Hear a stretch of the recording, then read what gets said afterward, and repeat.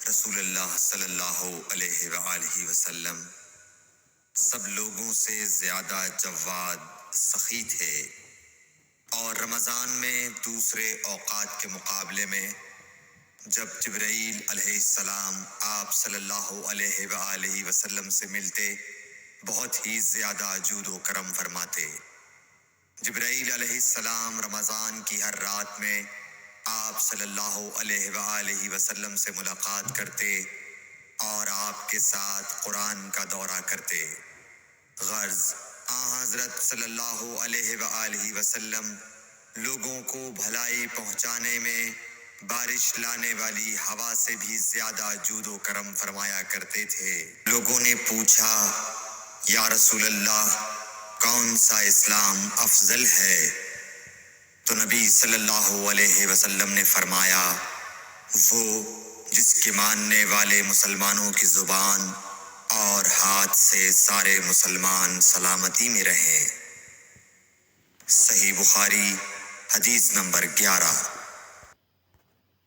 نبی کریم صلی اللہ علیہ وآلہ وسلم نے فرمایا، 3 خصلتیں ایسی ہیں کہ جس میں یہ پیدا ہو جائیں اس نے ایمان کی مٹھاس کو پا لیا۔ اول یہ کہ اللہ اور اس کا رسول اس کے نزدیک سب سے زیادہ محبوب بن جائیں۔ دوسرے یہ کہ وہ کسی انسان سے محض اللہ کی رضا کے لیے محبت رکھے۔ تیسرے یہ کہ وہ کفر میں واپس لوٹنے کو ایسا برا جانے جیسا کہ آگ میں ڈالے جانے کو برا جانتا ہے۔ صحیح بخاری حدیث نمبر 16۔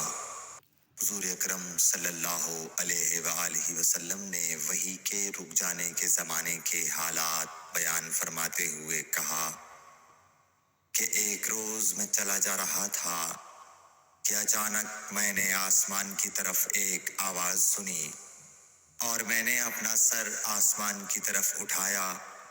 کیا دیکھتا ہوں کہ وہی فرشتہ جو میرے پاس غار حرا میں آیا تھا وہ آسمان و زمین کے بیچ میں ایک کرسی پر بیٹھا ہوا ہے۔ میں اس سے ڈر گیا، اور گھر آنے پر میں نے پھر کمبل اوڑھنے کی خواہش ظاہر کی۔ اس وقت اللہ پاک کی طرف سے یہ آیات نازل ہوئیں، اے لحاف اوڑھ کر لیٹنے والے، اٹھ کھڑا ہو اور لوگوں کو عذاب الہی سے ڈرا، اور اپنے رب کی بڑائی بیان کر، اور اپنے کپڑوں کو پاک صاف رکھ اور گندگی سے دور رہ۔ اس کے بعد وہی تیزی کے ساتھ پے در پے آنے لگی۔ صحیح بخاری حدیث نمبر 4۔